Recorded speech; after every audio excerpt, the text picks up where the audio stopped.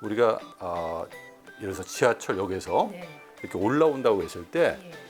그 동영상을 보고 학습하는 건 에스컬레이터를 타고 오는 거예요. 그리고 내가 책을 보면서 생각하고 정리하고 나중에 내가 뭘 제대로 알고 있는지 모르고 있는지 스스로 문제를 통해서 나 스스로 평가해보고 이런 거는 계단을 통해서 올라오는 거 똑같아요. 자, 두 개의 활동을 했을 때 우리 하체의 근육, 힘은 어떤 활동을 통해서 더 강화될 수 있을까요? 계단이죠. 근데 우리는 너무 에스컬레이터 쉬운 것만 하는 거예요. 결국은 에스컬레이터만 계속 타게 되면 하체 힘이 약해져가지고 제가 이런 표현도 했는데 아이들이 잘못하면 나중에 휠체어를 타고 다녀야 된다. 대기자 TV. 안녕하세요. 엄마들의 교육 고민을 대신 물어봐주는 교육대기자TV의 저는 조선에듀 방종인 편집장입니다. 부모의 고민 중 빼놓을 수 없는 것이 아이의 공부에 관한 것이죠. 우리 아이의 공부하는 힘을 어떻게 키워줄 수 있을까요? 오늘 이에 대한 해법을 마련해보는 시간을 갖도록 하겠습니다. 안녕하세요, 교수님. 예, 안녕하세요. 먼저 교육대기자TV의 자기소개 좀 부탁드리겠습니다. 예, 저도 두 아들을 키우는 대한민국의 학부모이고요. 또 교육 문제에 대해서 고민하고 또 어떻게 개선할지를 연구하는 학자입니다. 서울대 교육학과 신정호입니다.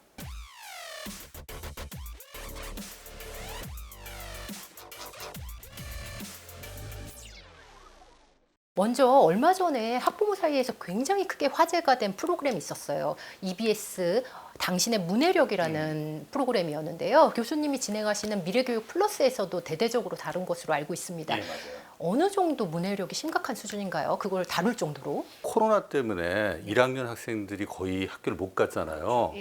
그 서울시교육청에서 조사한 바에 의하면 당시 1학년 2학기가 됐는데도 글을 읽고 쓸지 못하는 아이들이 한 반에 한 3명에서 5명 정도 되는 거예요. 그 글을 읽고 쓸지 못한다는 것은 기본적으로 공부라고 하는 게 책을 읽고 그렇죠. 자기 생각을 적는 건데 이 활동에 참여할 수 없다는 걸 의미하거든요. 심각한 어떻게 보면 교육 문제였기 때문에 사람들이 이제 문해력에 대해서 사회적으로 관심을 갖기 시작을 했죠. 그러면 이게 문해력이 학습에 구체적으로 어떤 영향을 주는 건가요? 실제 문해력은 글을 이해하고 예. 또 표현하는 능력이라고 할 수 있어요. 그렇기 때문에 학습의 가장 중요한 기초 역량인 거죠.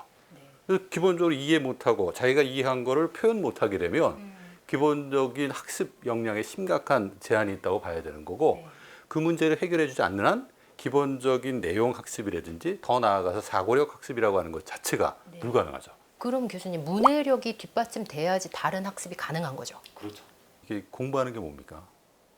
글을 글의 내용들을 읽고 예. 이해하고 어떤 내용인지 체계화시키고 그 다음에 이 내용하고 관련된 다른 내용이 무엇이 있을지 같이 한번 연관시켜서 생각해보고 이게 공부하는 거거든요. 근데 기본적으로 내용 이해를 하는 데 있어서 실패한다 그러면 그 다음 단계에 약간 심화된 학습이라는 건 불가능한 거죠. 그러면 점점 더 심각해지는 이유는 뭐라고 보세요? 생각하는 기본적인 그 경험은 네. 책을 보는 데서 오거든요. 근데 우리 아이들이 보면은 디지털 네이티브, 알파 세대, 우리 부모님들은 MZ 세대 뭐 이렇게 얘기가 되는데 이 디지털 네이티브 아이들은 태어나면서부터 스마트 기기를 가지고 영상. 그렇죠. 노는 게 너무 익숙해져 있고 영상을 통해서 정보를 접하고 또 그것을 통해서 일종의 공부하는 게 되게 익숙해져 있어요. 맞아요. 좋은 점도 있는데 제가 이렇게 표현하면 어떻게 생각될지 모르지만은 우리가 예를 들어서 지하철역에서 이렇게 올라온다고 했을 때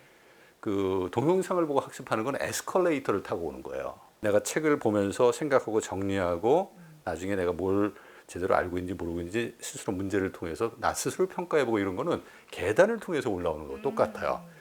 자, 두 개의 활동을 했을 때 우리 하체의 근육, 힘은 어떤 활동을 통해서 더 강화될 수 있을까요? 계단이죠. 근데 우리는 너무 에스컬레이터 쉬운 것만 하는 거예요. 결국은 에스컬레이터만 계속 타게 되면 하체 힘이 약해져가지고 제가 이런 표현도 했는데 아이들이 잘못하면 나중에 휠체어를 타고 다녀야 된다. 그러기를 원하시느냐? 그렇지 않으면 책을 통해서 생각하는 그러한 경험들을 많이 가질 수 있도록 우리가 도와줘야 한다. 그래서 요즘 친구들 중에는 교과서를 해석 못하는 친구들 많더라고요. 그리고 교과서를 해석을 못할 뿐만 아니라 교과서에 있는 걸 싫어해요.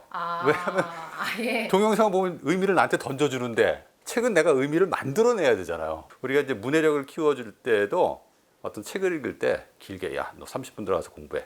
1시간 동안 책을 읽어 이렇게 해서는 안 되고 15분 단위로 어떤 활동을 할지를 좀 계획해서 특히 어린아이들의 경우에 책을 읽고 자연스럽게 뭐 그림 그리는 활동을 한다든지 노래로 연결해서 활동한다든지 이런 활동을 통해서 재미도 유지하고 의미도 파악하고 또 15분이라는 짧은 어떻게 보면 주의 집중 시간도 계속 연장시켜가는 그러한 좀 이전하고는 다르게 부모님들의 고민, 노력이 필요한 거죠, 이제는. 그럼 문해력이 우리 아이가 정말 웬만한 수준인지 진단을 부모님이 좀 할 수 있는 방법이 있을까요? 아, 그럼요.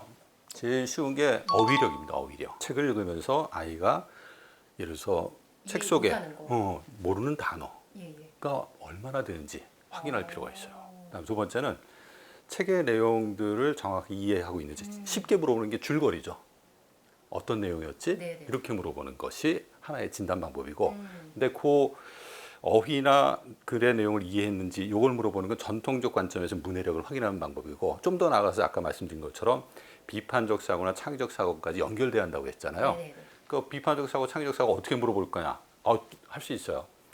이 비판적 사고는 이런 일이 왜 발생했지? 그러니까 단순히 어떤 내용인지 물어보는 게 아니라 왜 그 일이 발생했는지 그 일이 발생한 원인을 좀 분석해내고 그 일어난 일을 어떻게 하면 개선할 수 있는지 한번 네가 생각을 한번 이야기해봐라. 어휘력이 정말 부모가 생각했을 때 굉장히 상식적인 수준인데 이거를 못 따라오면 어떻게 백업을 해줘야 될까요? 이제 어휘 자체가 이제 상당히 부족할 때는 아이에게 그 이야기를 들려주면서 그 어휘와 관련해서 설명을 일단 먼저 잘 해주셔야 돼. 이야기 형태로 풀어서서. 마을이다.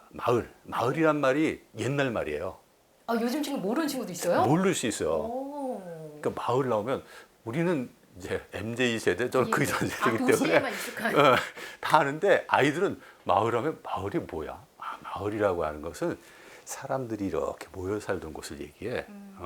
옛날에는 우리가 이제 사람들이 일정한 지역 내에서 같이 뭐 동사일을 질 때 일을 서로 도와주면 좋기 때문에 같이 이렇게 모여서 살기 시작했고 그게 마을이 된 거란다. 그래서 이야기하듯이 풀어서 설명해주고 계속 어떤 개념이라고 하는 것, 어휘라고 하는 게 단순히 뭐 사전적인 정의가 그 안에 담겨져 있는 게 아니라 우리가 살아가는 여러 가지 삶의 모습을 지칭하는 용어로구나. 그런 걸 마을이라고 하는구나.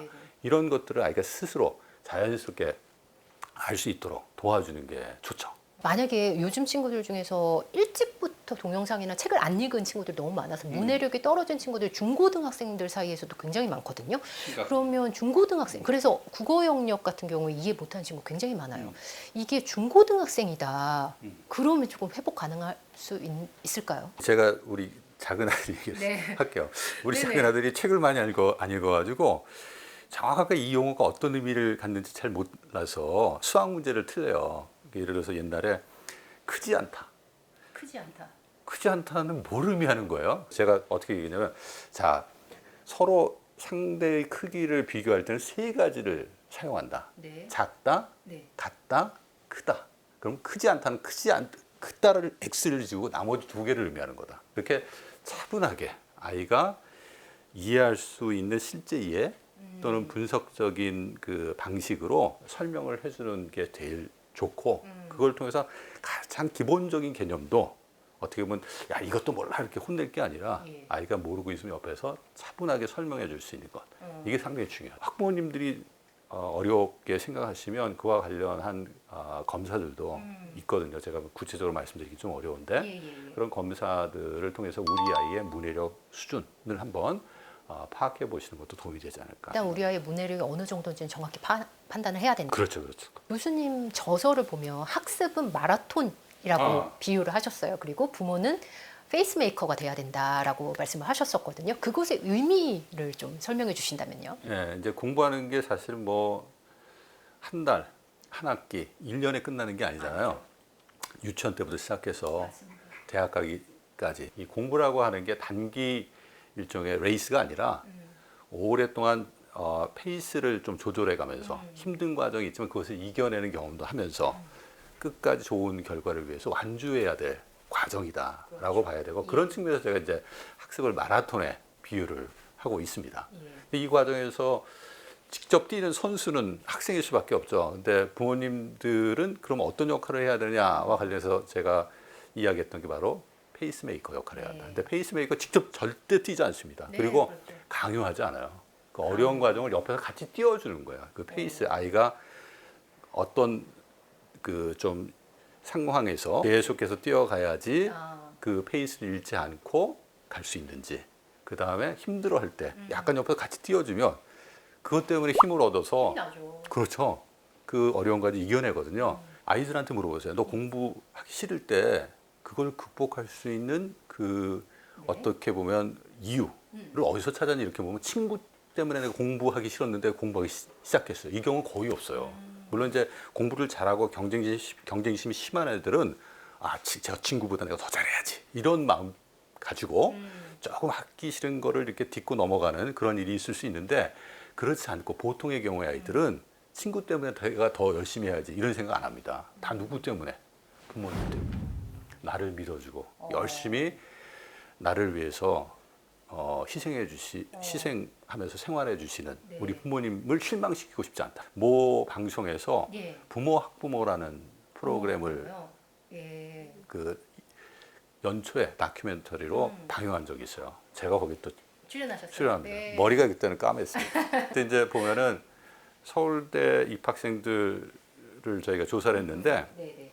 처음부터 즉 초등학교 때부터 고등학교 때까지 공부를 계속 잘하는 학생의 비율은 25%밖에 안 돼요. 아 그래요? 예. 초등학교 때는 좀 어려웠다가 공부를 못했다가 쭉 계속해서 상승을 하는 아이들, 또 초등학교 때 되게 잘했다가 네. 중학교 때 사춘기 걸치면서 슬럼프 딱 떨어져가지고 조금 밑에 있다가 다시 고등학교 와가지고 공부해서 잘하게 된 아이. 되게 중요한 게 초등학교 때부터 계속 슬럼프 없이 잘하건 네네.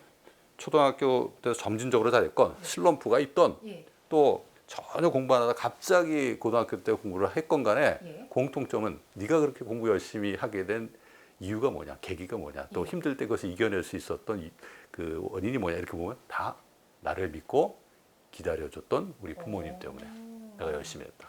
지치고 힘들어도 부모님을 보고 내가 힘을 얻었다. 혹시 교수님 그럼 반대 사례도 있나요? 그렇죠. 공부를 잘하다가 부모님이 너무 강압하거나 어떤 부정적인 작용을 줘서 아이가 학습을 놓는 경우? 그럼 너무 많죠. 너무 많아요? 너무 많아요. 그러니까 부모님들이 이제 과잉 기대를 네. 하게 되고 이 과잉 기대가 어떻게 보면 아이를 대리전에 내모는 그러한 일들도 생기는데 그 경우는 뭐 거의 대부분 아이들이 부모하고의 갈등 때문에 예. 정말 잠재력도 있고 열심히 하고자 하는 마음도 처음엔 있었는데 그 모든 걸 버리고 방황하는 경우가 생기죠. 근데 그런 아주 그 갈등의 상황이 아니더라도 아이가 정말 열심히 하고 잘하는데 부모가 그거를 옆에서 지켜봐주고 응원해 주는 게 아니라 자꾸 자기의 어떤 만족감 이런 것들 직접적으로 전달하는 방식으로 아이를 어떻게 보면 아이에게 심지어 부담감을 주는 경우가 있어요. 예를 든다면 야 공부를 잘한단 말이에요 아이가. 네네. 그러니까 부모가 어떻게 얘기하냐면 우리 아이는 너무 우리 똘똘이는 너무 똘똘한 것 같아. 우리 엄마 아빠는 똘똘이 때문에 너무 기분이 좋아.